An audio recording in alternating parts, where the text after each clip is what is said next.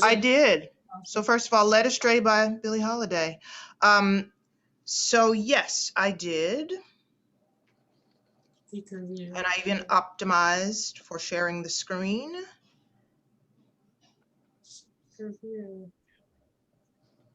I can certainly, and if all fails, then I will send you the link. So let me try one more time, folks. Thought I tested it out.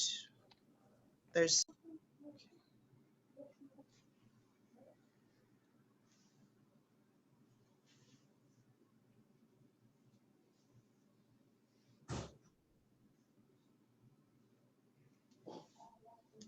and speakers, you still have another minute of stretching of your own individual stretches, so feel free to take that minute. If not, you can stand and breathe in a relaxed way. If you even wanted to check in on your alignment, you could do that as well.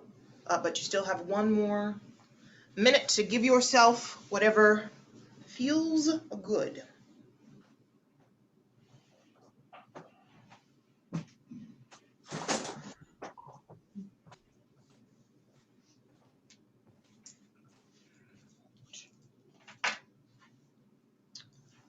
All right. And now I'll lead you gently through the gentle stretches that we've done in previous weeks. As always, part of your practice is not doing anything that makes you uncomfortable and, setting your own limits, so that if I ask you or invite you to do a stretch, sorry, I'm going to close those blinds a little bit. Pardon me. Again, you know your own limits. So if I ask you to do a stretch, how far or how deeply you stretch depends on what you need, what you can do in this moment. Yeah? All right. So as we've done in previous sessions, if you would begin by gently moving your head from side to side as though you were shaking your head no. And again, how far your head goes to the side will depend on how you've slept, if you've carried things or done something physically that might have made the areas tighter, your neck and shoulder area tighter or looser.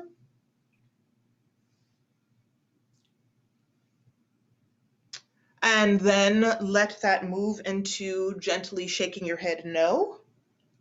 And again, how far back and far forward your head goes is determined by you. Thank you. And then we'll do 2 head circles. So you can pick a side to start with. And as we've done in the past, you'll begin with your chin near your chest. And we'll take an entire count of 16 to go around. So at 4, one ear is near a shoulder. At 8, you're able to look at the ceiling. 12, the other ear is near the other shoulder, and 16 back where we started. Yeah? So choose your direction, just knowing that whichever one you choose, you'll go in the opposite direction the next time. And now chin near chest, and 1, 2, 3, 4, 5, 6, 7, 8, 9, 10, 11, 12, 13, 14, 15, 16, and reverse speakers, 1, 2, 3, 4, 5, 6, 7, 8, 9, 10, 11, 12, 13, 14, 15, 16. Great. Thank you, speakers. Now could you begin some shoulder rolls to the back? And remembering to breathe.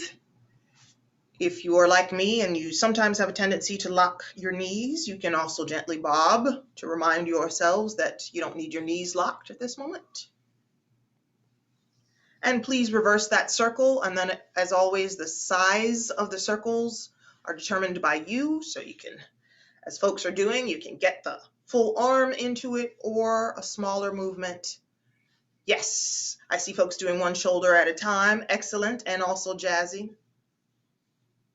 Or even full arm circles, again, to get some movement in that area so as to remove any tension. Great. And then we'll then next we'll move into our gentle spinal twists, imagining that we're leading from the belly button so that the arms flop along for the ride.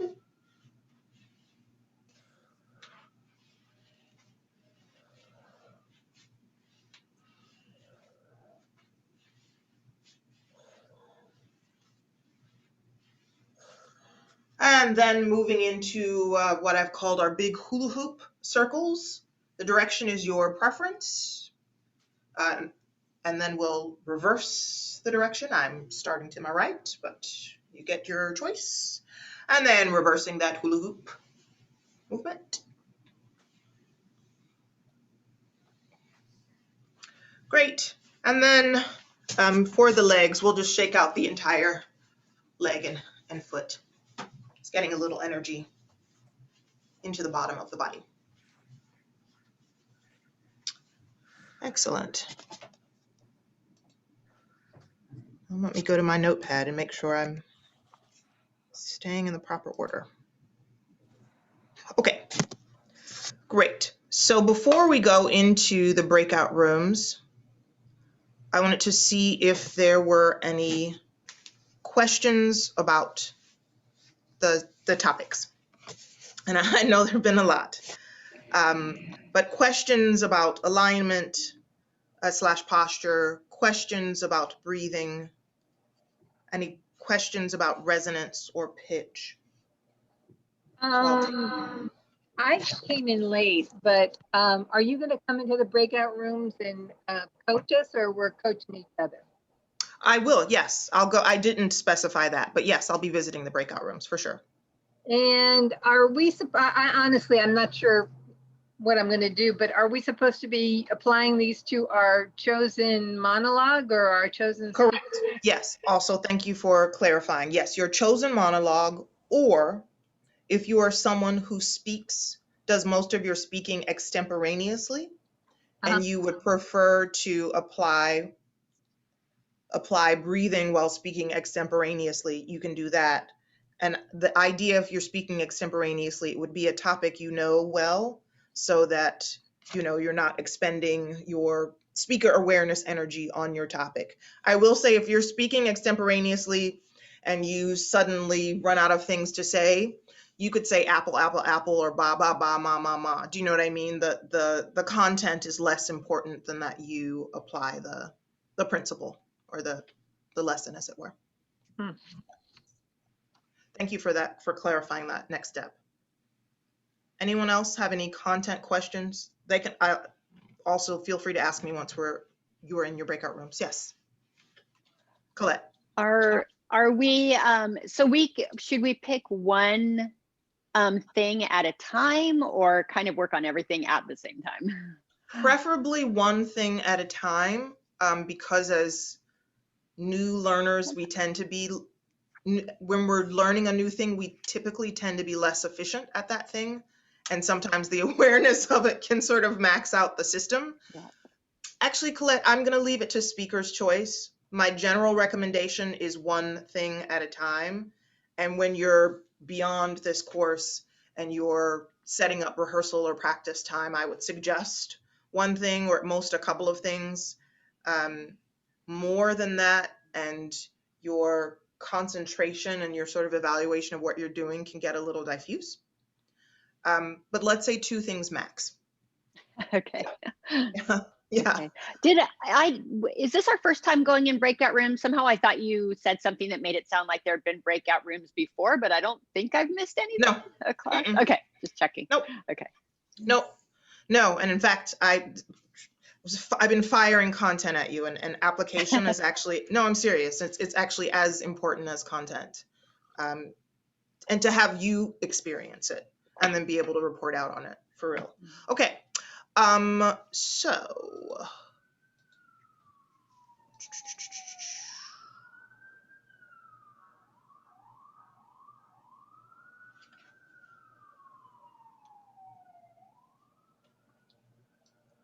sorry, I'm just doing a quick count. 1, 2, 3. Okay.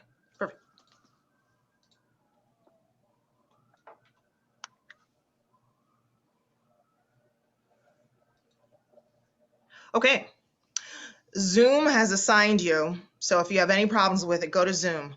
But I'll be opening the rooms and then visiting you, sort of skating from room to room to room as questions come up. And then I'll figure out, I may have to bring you all back to the main room and then redistribute you, but we'll explore that together. In the meantime, I'll be finding the YouTube links for those speaker clips and figuring out what's going on with my settings, as well as going through the rooms, yeah? All right.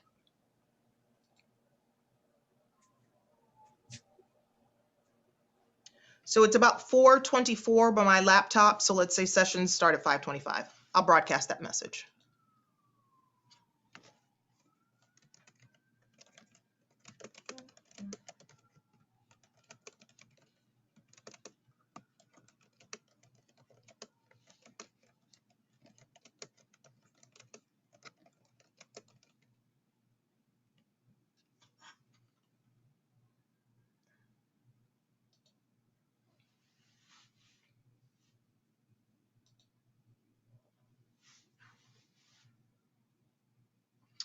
Hello, everyone who will be viewing the recording. Excuse me as that screen shifts. Now that the speakers are in breakout rooms, I'm going to pause the recording and I will restart it once everyone's back in the main session. All right, coming back with a smile on your face. That's what we like. So speakers, that was 10 minutes. And as I said, ideally this day was exploration and implementation, and in some cases chat, but chat is great too. We're all about communication, whether you're practicing a speech or just sharing the world. Was that a useful span of time for both speakers, or and sorry, let me ask the question. Maybe there are two questions. Was that a useful unit of time? And then the second question is, would you like the second session to be longer, where really 10 minutes is not quite enough to sort of talk about what you're going to do, get into it, have a back and forth? Okay, I'm seeing some nods. Great. And like I said, the priority is you practicing with a set of partners and then in front of the group. So, then that's why the lesson plan had the flexibility it did. I've now located the YouTube bits in the chat. But I don't want to pause because today's about you. You can always watch the clips later or even at the end of class. So let me fire up another set of breakout rooms. You want some feedback? Huh? You want feedback on what we did, or just want to Sure, run it? yes, forgive me. Yeah, go for it. Well, I got to work with our Meryl Streep sound alike, so be jealous. And Excellent. I was so thrilled. And I may be getting ahead of us, but I got to thinking about subtext because we both seem to be working on resonance and pitch. And I was thinking, I wanted to bring it up last week. What colors what you say is how you feel about it. So how does this character feel about when she talks about Europe as opposed to Africa? And like, it's like, that's, I've heard about subtext, but this really brought it into focus, because you can make it go up and down, but why? What? Absolutely. Yeah. So that was really, I had a great partner. We got down to business quick. So 10 minutes was okay. Great. Thank you, Florence. I feel like I monopolized the time too, but I appreciate your feedback. Now I know how to approach it better. Yeah, we were just winging it. We did not know, but I thought we accomplished something. That's awesome. Absolutely. Yes. That's great. And yes, Florence, to your point, it's all about, not all about, but part of it is intention. I think the one thing I would say is if you're completely lost, or sorry, let me back up. If one was doing Shakespeare, I think there are enough of these sort of antitheses, compare, contrast, operative words, etc. You could apply these various things with pitch and text analysis without actually, even before you figured out the character's emotion, because that's just a very specific set of language. And that would not be your opening night performance, but there would be some of these tools you could apply. Oh, but yes, definitely for our spoken communication, it's all about intent. Yeah, well, in Shakespeare, it's a sonnet. I mean, it's got iambic pentameter, so you have to like respect that. Absolutely. Yes. I read an article about Judi Dench. I mean, who knew all that was going on? Yes, absolutely. Yep, it's a very specific form, but for this, yes, definitely. It begins with intent. Anyone else want to report out on their first session before I send you away? Well, I would have to say in my group, if you're working on trying to sound like you have more authority, but you're reciting a poem, which is kind of a sing-songy pace, is the material, the material drives, to me, it's hard to sound, if you're singing like a nursery rhyme-ish sound, like Jack and Jill went up the hill, that type of tempo. Then to say that with authority is difficult, wouldn't it be? Yes, Patty, I would say complicated and pretty much, and would come up close to comedy. Jack and Jill went up the hill to da da da da da. I mean, that becomes funny to us because, as you said, it's a sing-songy way.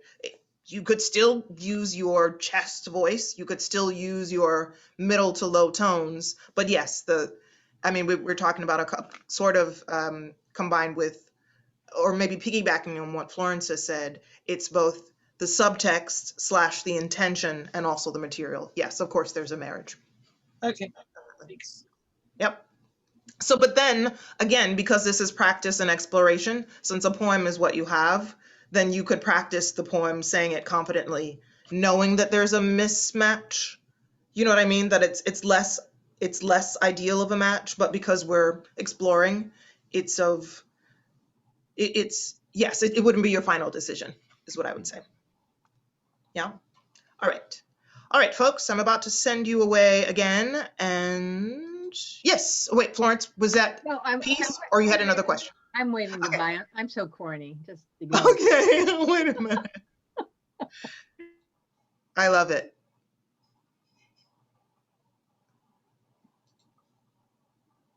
Okay, Zoom has resorted you. Okay, sorry, we also talked about time. It is now 4:42 by my watch, so now I'll give you until 5. No, let's say 5:05. Nope, I changed my mind again. Okay, that's a little over 20 minutes. Great. And so that's time for chat, too, for those chatters amongst you. All right. And don't worry about timekeeping. I'll be prompting you with that. Enjoy, and I'll be coming through to see you.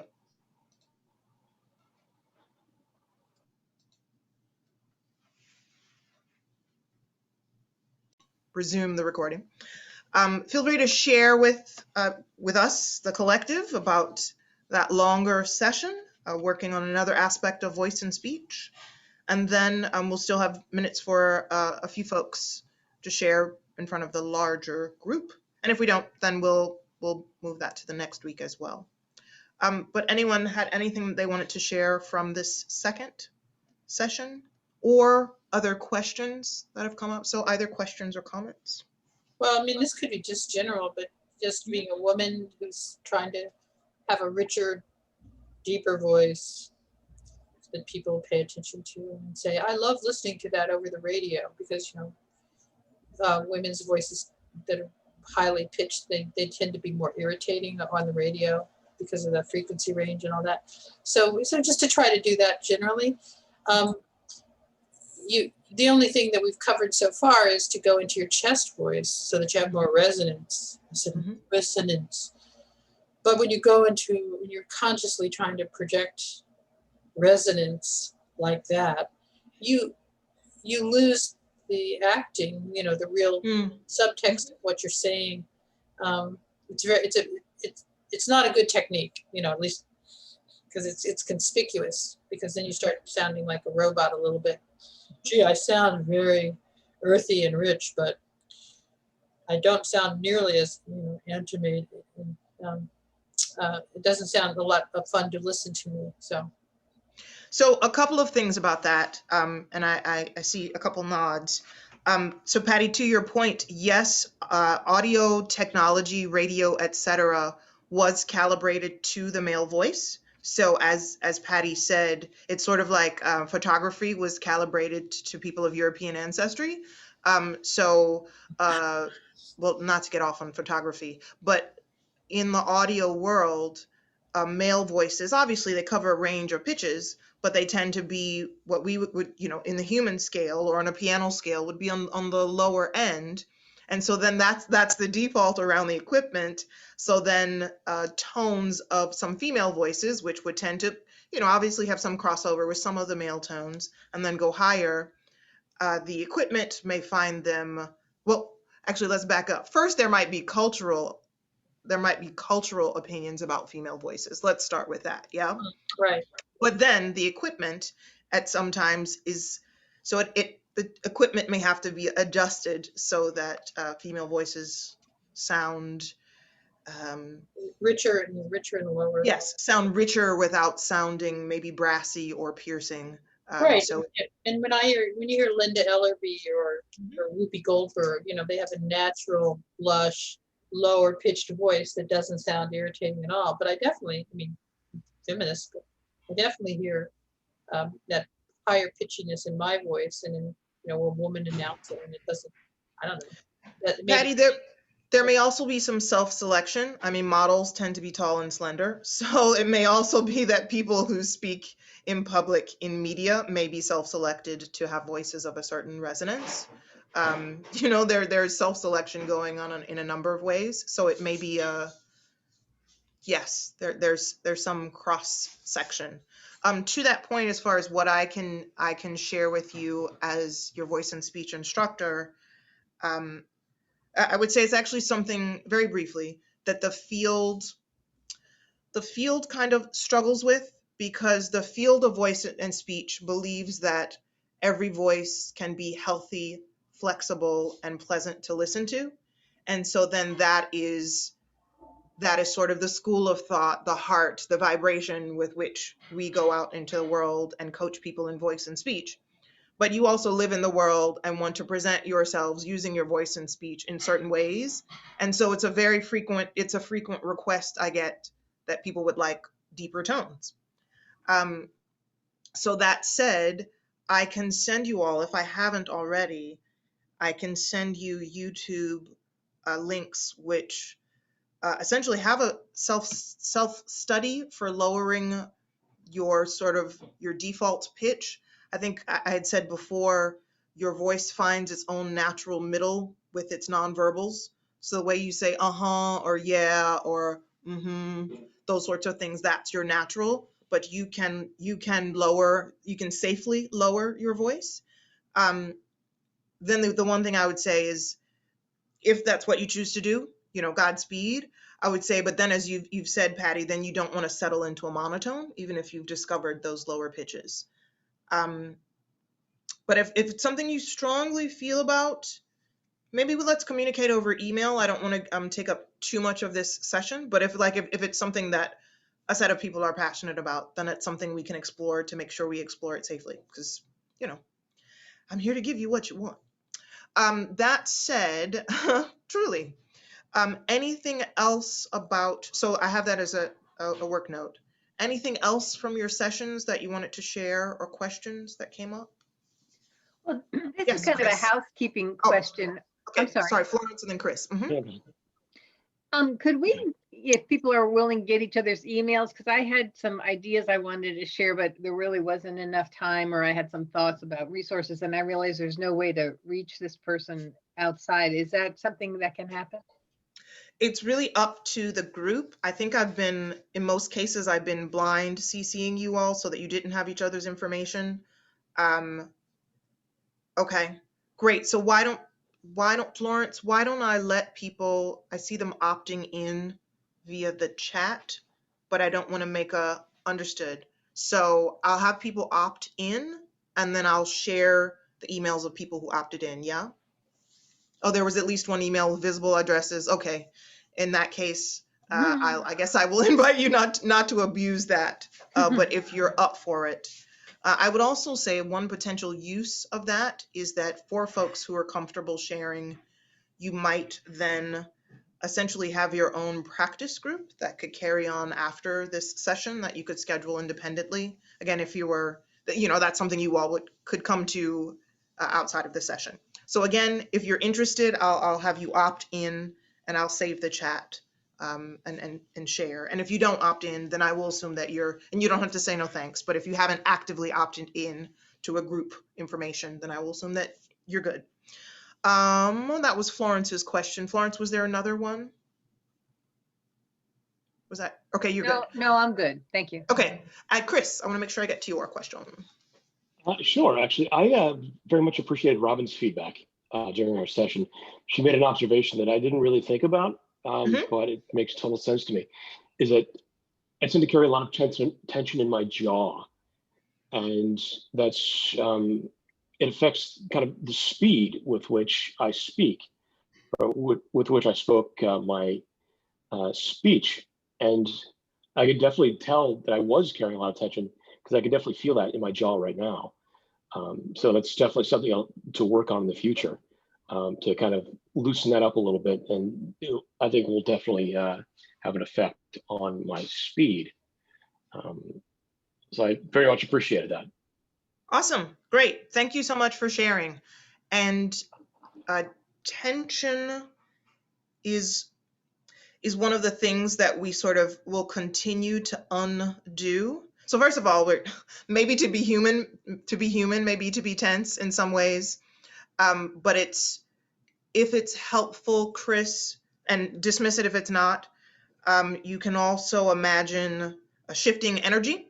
So if you had a tense jaw, then now you still have that physical energy to do something, then that physical energy might be shifted to your breathing, for example, or lowering your shoulders. Or if you want to deal with removing the tension, whichever way is useful. But yes, jaw tension, throat tension, shoulder tension, great. And we can't see everything. I mean, it's sort of an encouragement that we sort of be with our fellow human beings because we can't clock everything from inside our own experience. Anyone else? Any last few comments? Yeah, Olivia. It's different when you practice on your own and when you are doing it with a partner, because like I told Barry, like, I'm nervous. I don't want to go first. Oh, wow. Yes. Nervous that I am. So that's, I think, where the tension is coming from. Absolutely. Absolutely. Yes. In one of the latter sessions, I'll give you resources to practice, and one will be apps, and it will be interesting. I guess maybe we can discuss after the class is over, but it would be interesting to see if you are nervous speaking into an app. Very briefly, there are apps which can monitor your speed, can monitor your, can monitor if you're saying and as I'm doing, etc. And yes, but an app is not a human being. So that's very interesting to clock, even a human being in a supportive setting like this one. Okay.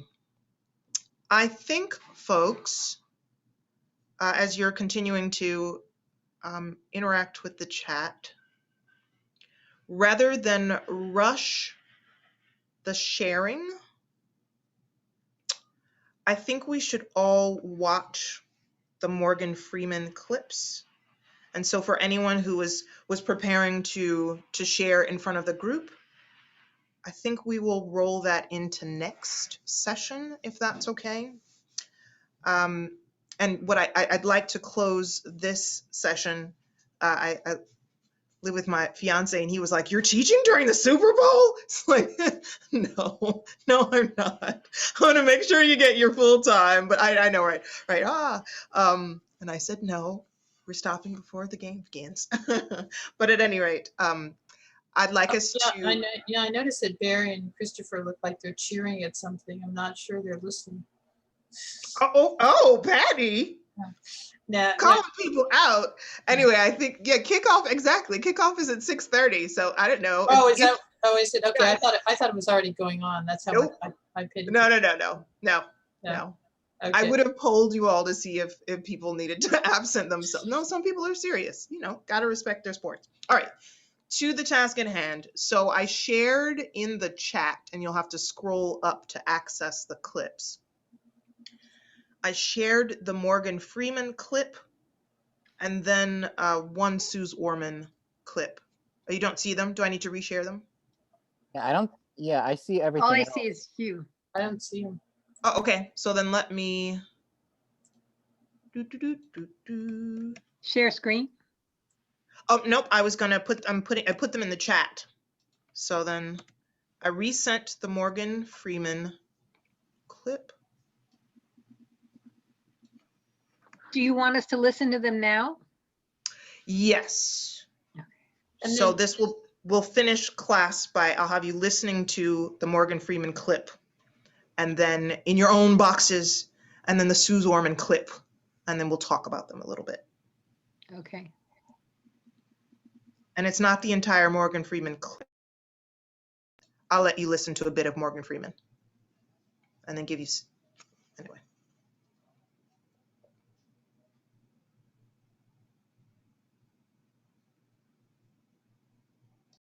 Resume the recording yet again. As I said, I wanted to share those clips so that we could see pitch or inflection in action. So Morgan Freeman, in his particular case, kind of shifting characters. And then if you have comments on Jim Carrey as well, you can put those in. And then I was showing you the Suze Orman clip, so you get a range of gender, you get a difference of venue, a dramatic performance versus a sort of instruction/entertainment. So that said, any observations of what you saw and or heard?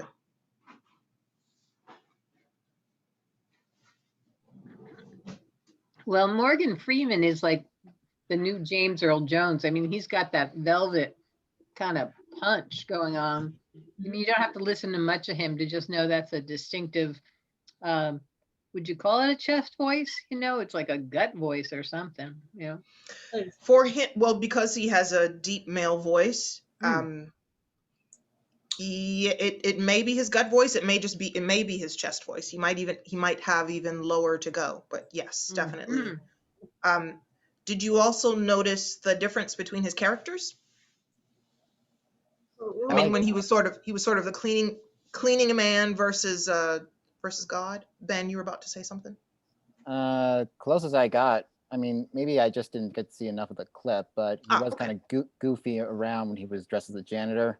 Mhm. But then once he's supposed to be God, he's just like, all right, straight to business. Yes.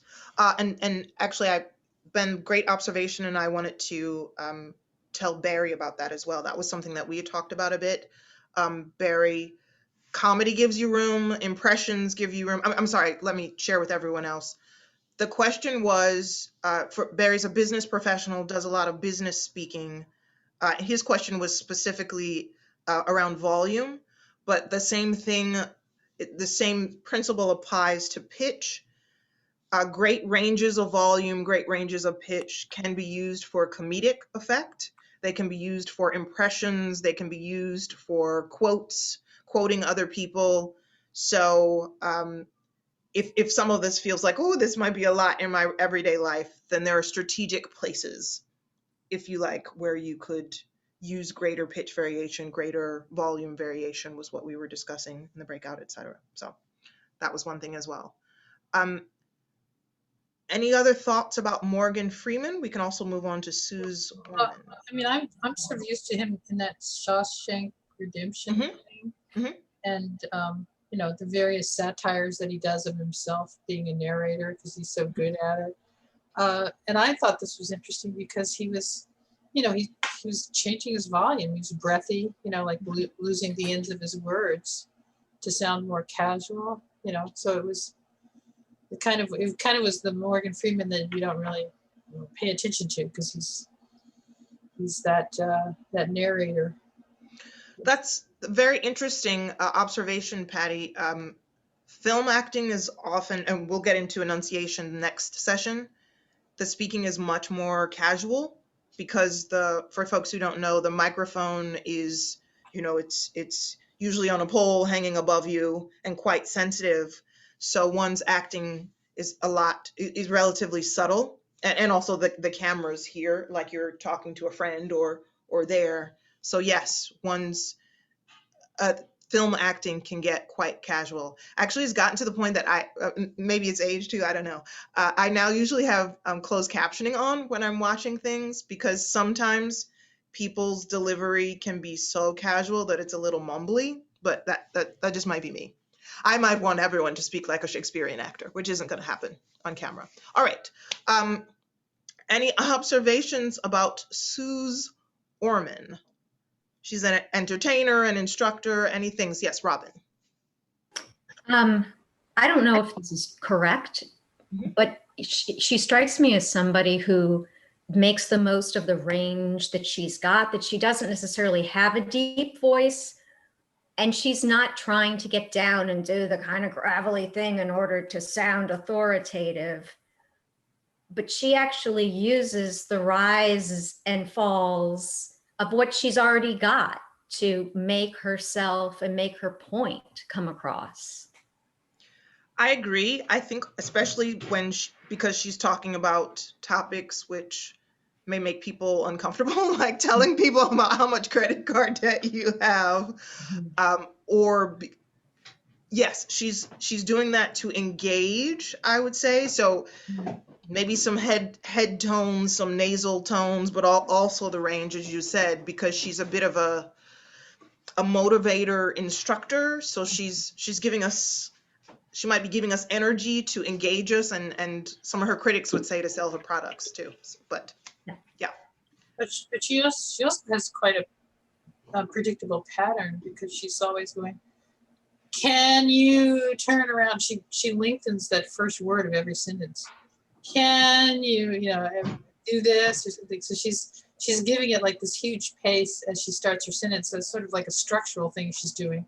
And it's not a call and repeat thing. It's just, I guess it's a motivational speaker, or maybe it's just her. Yeah, it might be her thing. And I would say one of the reasons I included Suze Orman is because in past sessions, people have said that they loathe her voice. So, wait, Florence says you do. Tell us about that, Florence.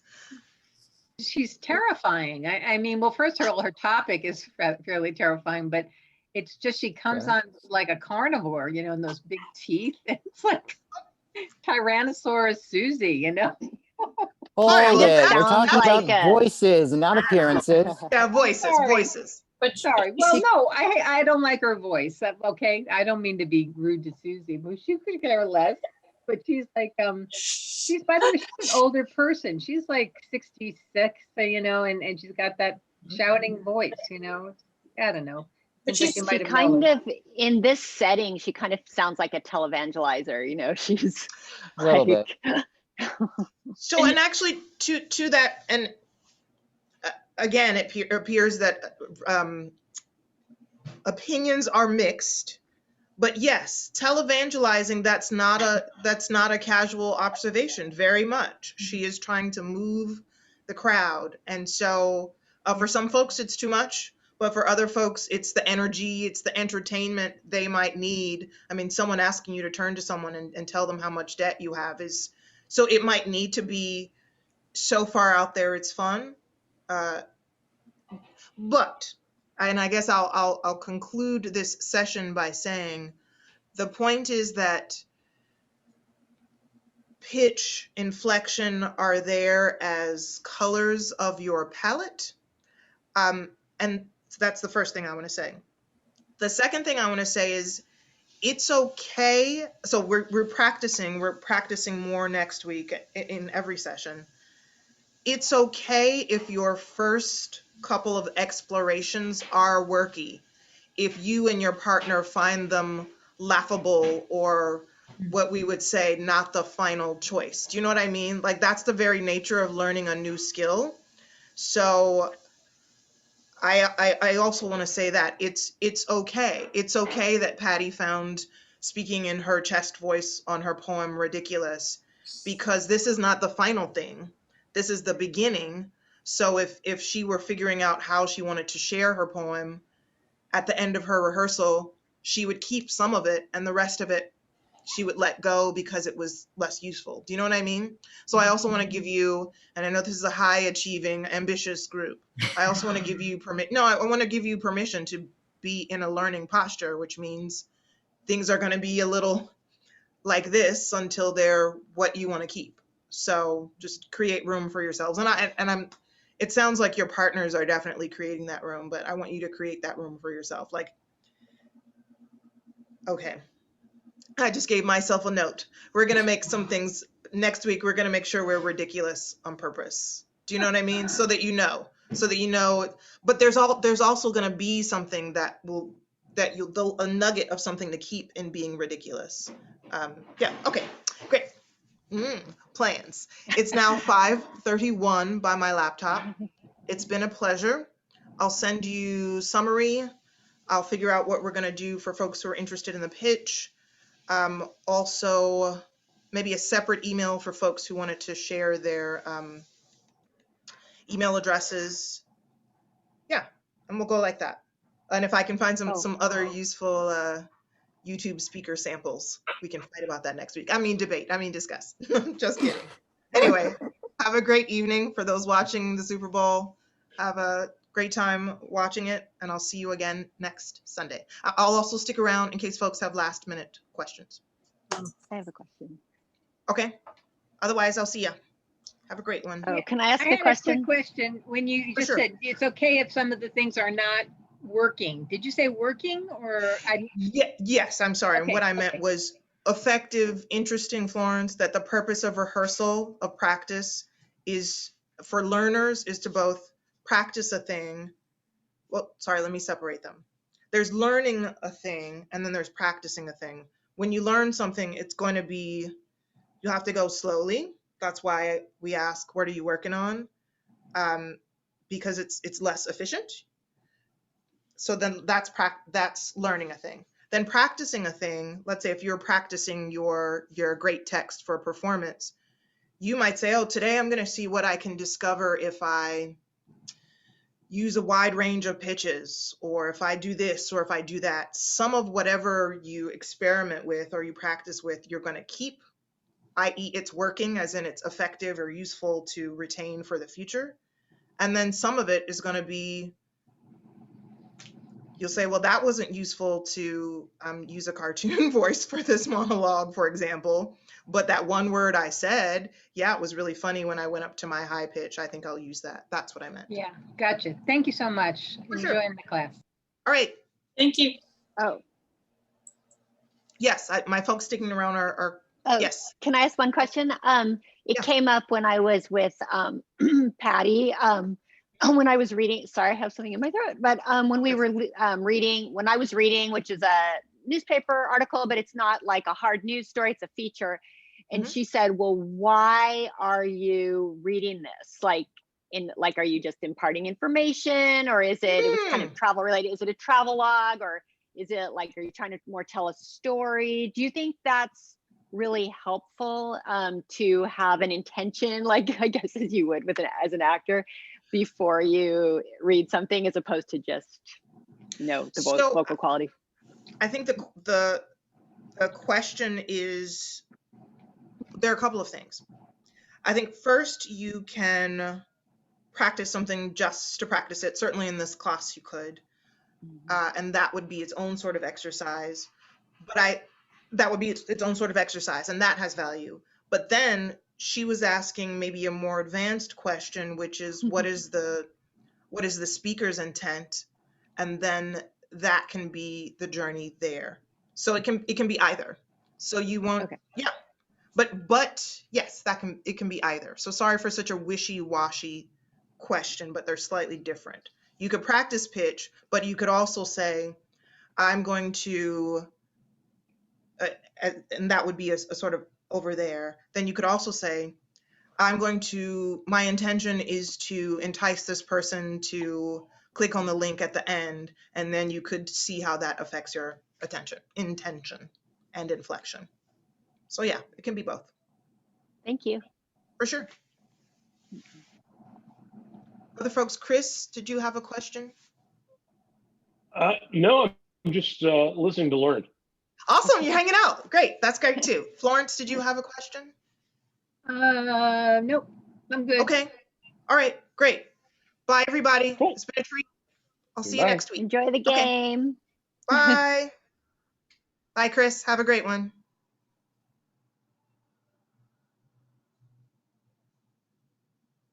Uh-oh, Chris, you froze.